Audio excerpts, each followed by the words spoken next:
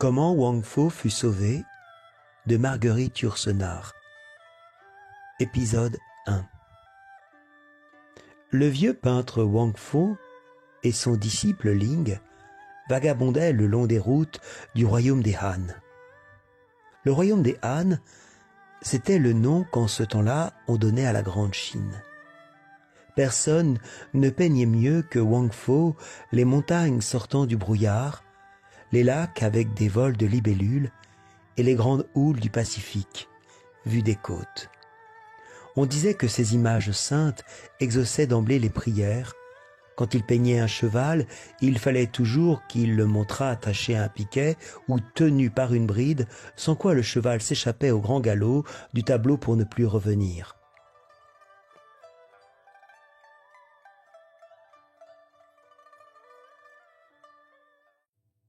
Les voleurs n'osaient pas entrer chez les gens pour qui Wang Fo avait peint un chien de garde. Wang Fo aurait dû être riche, mais il aimait mieux donner que vendre. Il distribuait ses peintures à ceux qui les appréciaient vraiment, ou bien les troquait contre un bol de nourriture. Il ne chérissait que ses pinceaux, ses rouleaux de soie ou de papier de riz, et ses petits bâtons d'encre de diverses couleurs qu'il frottait contre une pierre pour en mélanger la poudre avec un peu d'eau. Ling, en échange de ses leçons, lui donnait tous les soins qu'un disciple doit à son maître. Il mendiait du riz quand Wang et lui étaient à court de piécettes d'argent, et quand les gens étaient trop avares pour donner, il volait. Il massait le soir les pieds fatigués du vieux, et le matin, il se levait de très bonne heure pour aller voir aux alentours s'il n'y avait pas un paysage que le maître aimerait peindre.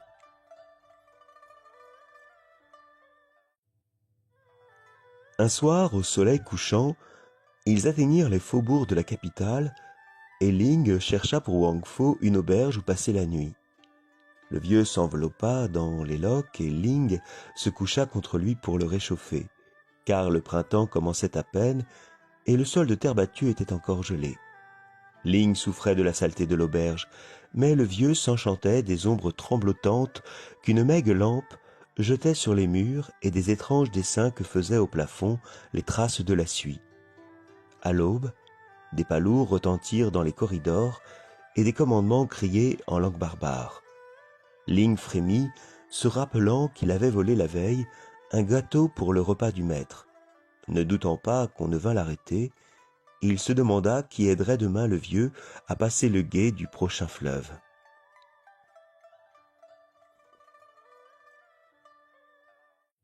Les soldats entrèrent avec des lanternes. La flamme filtrant à travers le papier bariolé mettait sur leurs visages des reflets rouges, jaunes et bleus. Ils rugissaient comme des bêtes fauves et la corde de leur arc vibrait à chaque cri. L'un d'eux posa rudement la main sur la nuque de Wang Fo, qui ne pouvait s'empêcher d'admirer la broderie de leur manteau. Soutenu par son disciple, Wang Fo les suivit en trébuchant le long des routes inégales.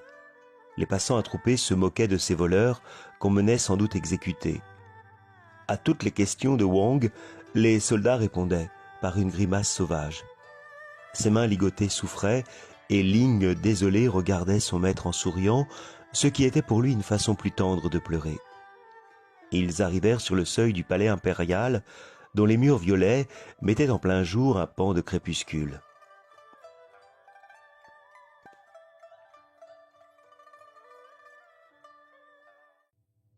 Les soldats firent franchir à Wang Fo des salles rondes ou carrées dont les formes symbolisaient les saisons, les points cardinaux, la lune et le soleil, la longévité et la toute-puissance. Les portes tournaient sur elles-mêmes en émettant des notes de musique et leur agencement était tel qu'on parcourait toute la gamme en traversant le palais de l'aube au couchant. Enfin, le silence devint si grand qu'on osait à peine respirer. Un esclave souleva un rideau et la petite troupe entra dans la salle où trônait le Fils du ciel. C'était une grande pièce soutenue seulement par d'épaisses colonnes de pierre bleue.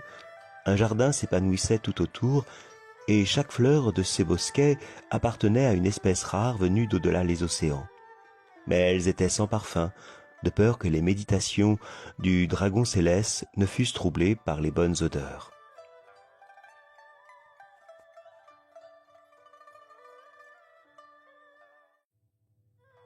Un mur énorme séparait le jardin du reste du monde, afin que le vent qui passe sur les quartiers des pauvres et les champs de bataille ne pût se permettre de frôler la manche de l'empereur.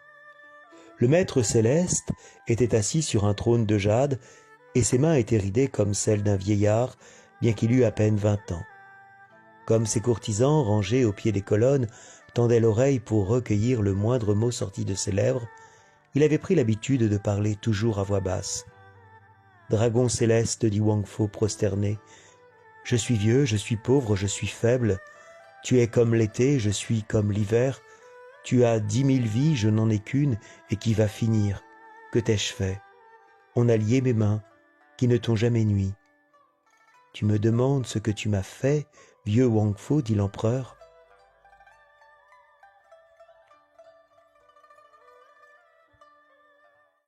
Sa voix était si douce qu'elle donnait envie de pleurer. Il leva sa main droite, que les reflets du pavement de jade faisaient paraître verte comme une plante sous-marine. Et Wang Fo, émerveillé par la longueur de ses doigts minces, chercha dans ses souvenirs s'il n'avait pas fait de l'empereur ou de ses ascendants un portrait médiocre qui méritait la mort. Mais c'était peu probable, car Wang Fo, jusqu'ici, avait peu fréquenté la cour des empereurs, lui préférant les huttes des fermiers, ou dans les villes, les tavernes le long des quais où se querellent les portefaix. « Tu me demandes ce que tu m'as fait, vieux Wang Fo ?»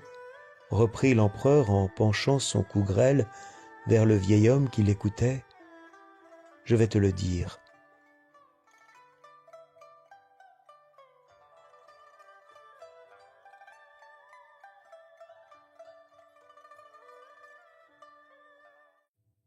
Mon père avait rassemblé une collection de tes peintures au fond de son palais, et c'est dans ces grandes salles que j'ai été élevé, vieux Wang Fo, car on ne me permettait pas de sortir, de peur que la vue de malheureux ne me troublât l'esprit ou ne m'agitât le cœur. Personne, sauf quelques vieux serviteurs qui se montraient le moins possible, n'avait le droit de franchir mon seuil, de crainte que l'ombre de ces passants ne s'étendît jusqu'à moi. La nuit, quand je ne parvenais pas à dormir, je regardais tes peintures, et pendant 10 ans, je les ai regardées toutes les nuits. Le jour, assis sur un tapis dont je savais par cœur les dessins, reposant mes mains sur mes genoux de soie jaune, je me représentais le monde, le pays de Han, au milieu, pareil à la plaine creuse et monotone de la main que sillonnent les lignes profondes des 5 fleuves.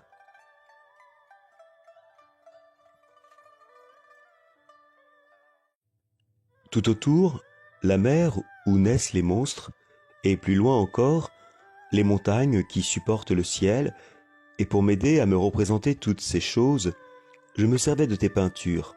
À 16 ans, j'ai vu se rouvrir les portes qui me séparaient du monde. Je suis monté sur la terrasse du palais pour regarder les nuages, mais ils étaient moins beaux que ceux de tes crépuscules. J'ai commandé une litière, secouée sur des routes dont je ne prévoyais ni la boue, ni les pierres. J'ai parcouru les provinces de l'Empire sans trouver tes jardins pleins de femmes semblables à des fleurs et tes forêts remplies d'antilopes et d'oiseaux.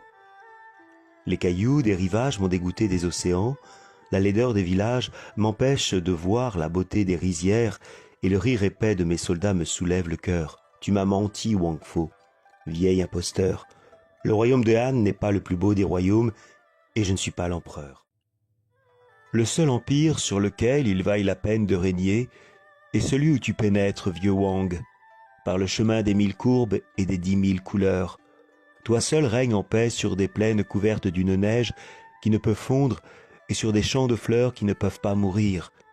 Et c'est pourquoi, Wang Fo, j'ai cherché quel supplice te serait réservé à toi dont les peintures m'ont dégoûté de ce que je possède et donné envie de ce que je ne posséderai pas. Et pour t'enfermer dans le seul cachot dont tu ne puisses sortir, j'ai décidé qu'on te brûlerait les yeux, puisque tes yeux sont les 2 portes magiques qui t'ouvrent ton royaume, et puisque tes mains sont les 2 routes aux 10 embranchements qui mènent au cœur de ton empire. J'ai décidé qu'on te couperait les mains. M'as-tu compris, vieux Wang Fo? En entendant cette sentence, le disciple Ling arracha de sa ceinture un couteau ébréché et se précipita sur l'empereur. Et je te hais aussi, vieux Wang Fo, parce que tu as su te faire aimer, tuer ce gueux. Ling fit un bond en avant pour éviter que son sang ne vînt tacher la robe du maître. Un bourreau le décapita d'un coup de sabre. Les serviteurs emportèrent ses restes et Wang Fo, désespéré, admira la belle tache écarlate que le sang de son disciple faisait sur le pavement de pierre verte. L'empereur fit un signe et 2 esclaves essuyèrent les yeux de Wang Fo. « Écoute, vieux Wang Fo, dit l'empereur, et sèche tes larmes, car ce n'est pas le moment de pleurer. Je possède dans ma collection de tes œuvres une peinture admirable où les montagnes, l'estuaire d'un fleuve et la mer se reflètent, infiniment rapetissées sans doute, mais avec une intensité qui surpasse celle des objets eux-mêmes, comme les figures qui se mirent sur les parois d'une sphère.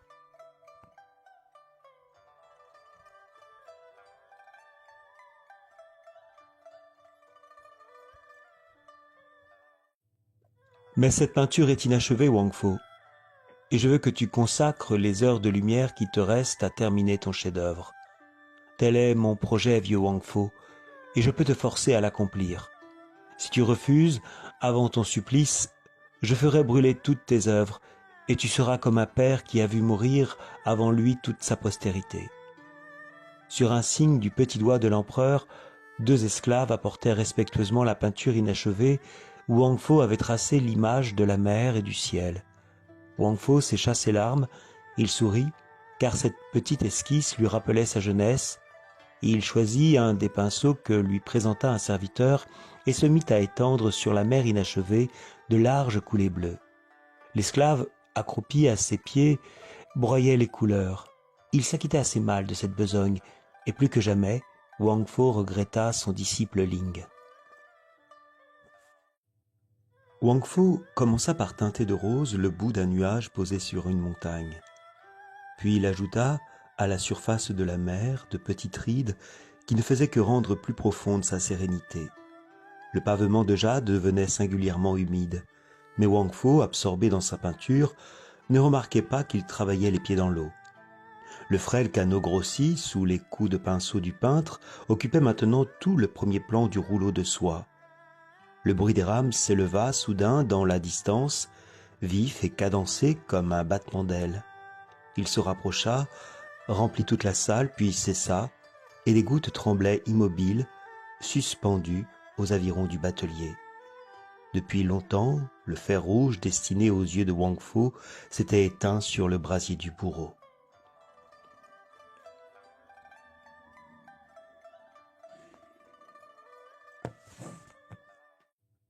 Dans l'eau jusqu'aux épaules, les courtisans paralysés par l'étiquette se soulevaient sur la pointe des pieds. L'eau atteignit enfin au niveau du cœur impérial. Le silence était si profond qu'on eût entendu tomber des larmes. C'était bien Ling. Il avait sa vieille robe de tous les jours et sa manche droite portait encore les traces d'un accroc qu'il n'avait pas eu le temps de réparer le matin avant l'arrivée des soldats. Mais il avait au cou une étrange écharpe rouge. Wang Fo lui dit doucement, en continuant à peindre, « Je te croyais mort. »« Vous, vivant, dit respectueusement Ling, comment aurais-je pu mourir ?» Et il aida le maître à monter en barque. Le plafond de jade se reflétait sur l'eau, de sorte que Ling paraissait naviguer à l'intérieur d'une grotte. Les tresses des courtisans submergés ondulaient à la surface comme des serpents, et la tête de l'empereur flottait comme un lotus. « Regarde, mon disciple, dit mélancoliquement Wang Fo. Ces malheureux vont périr si ce n'est déjà fait. Je ne me doutais pas qu'il y avait assez d'eau dans la mer pour noyer un empereur. Que faire ? Ne crains rien, maître, murmura le disciple. Bientôt, ils se retrouveront à sec et ne se souviendront même pas que leur manche ait jamais été mouillée. Seul l'empereur gardera au cœur un peu d'amertume marine. Ces gens-là ne sont pas faits pour se perdre à l'intérieur d'une peinture. Et il ajouta, « La mer est belle, le vent bon, les oiseaux marins font leur nid. Partons, mon maître, pour le pays au-delà des flots. » « Partons, dit le vieux peintre. Wang Fo se saisit du gouvernail et Ling se pencha sur les rames. Le bruit des avirons remplit de nouveau toute la salle, ferme et régulier, comme le battement d'un cœur. Le niveau de l'eau diminuait insensiblement autour des grands rochers verticaux qui redevenaient des colonnes. Bientôt, quelques rares flaques brillèrent seules dans les dépressions du pavement de jade. Les robes des courtisans étaient sèches, mais l'empereur gardait quelques flocons d'écume dans la frange de son manteau. Le rouleau déployé et achevé par Wang Fo était posé contre une tenture. Une barque en occupait tout le premier plan. Elle s'éloignait peu à peu, laissant derrière elle un mince sillage qui se refermait sur la mer immobile. Déjà on ne distinguait plus le visage des deux hommes assis dans le canot, mais on apercevait encore l'écharpe rouge de Ling et la barbe de Wang Fo flottait au vent.